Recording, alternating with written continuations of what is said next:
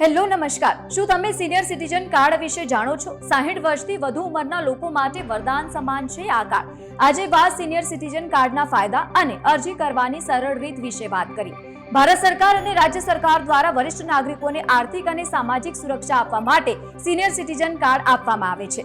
Railway પ્લેટફોર્મની ટિકિટમાં છૂટછાટ, બેંકમાં વધુ વ્યાજ અને હોસ્પિટલમાં સસ્તી સારવાર મેળવવા માટે આ કાર્ડ ખૂબ જ જરૂરી છે.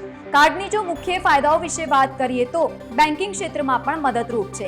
એફડી અને આરડી પર સામાન્ય નાગરિકો કરતાં વધુ વ્યાજદર મળે છે. ટેક્સમાં પણ રાહત મળે છે. વાર્ષિક 3 લાખ રૂપિયા સુધીની આવક પર ઇન્કમ ટેક્સમાં છૂટ મળે છે.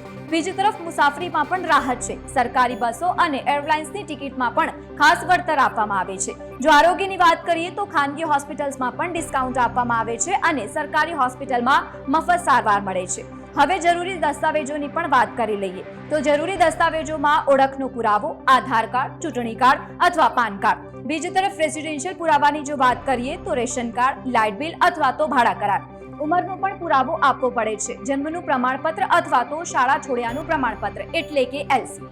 હવે કેવી રીતે અરજી કરવી તેના વિશે પણ વાત કરીએ તો સૌથી પહેલા ઓનલાઈન અરજી કરી શકાય છે. સૌપ્રથમ national government services portal indiagov.in પર જાઓ. તમારા રાજ્યના સંબંધિત વિભાગ સોશિયલ જસ્ટિસ એન્ડ એમ્પાવરમેન્ટને પસંદ કરો. પછી સિનિયર સિટીઝન કાર્ડ માટેના ફોર્મ પર ક્લિક કરો. જરૂરી વિગતો ભરો, ફોટો અને ડોક્યુમેન્ટ્સ અપલોડ કરો. નિયત ફી ભરીને ફોર્મ સબમિટ કરો. બીજી તરફ ઓફલાઈન પણ અરજી કરી શકાય છે. તમારા નજીકના જનસેવા કેન્દ્ર અથવા તો મામલતદાર કચેરી અથવા તલાટી ઓફિસની તમે મુલાકાત લઈ શકો છો. ત્યાંથી પણ ફોર્મ મળી શકાય છે. જરૂરી દસ્તાવેજો જોડીને માત્ર ₹10 ડિપોઝિટ સાથે તમે અરજી જમા કરાવી શકો છો.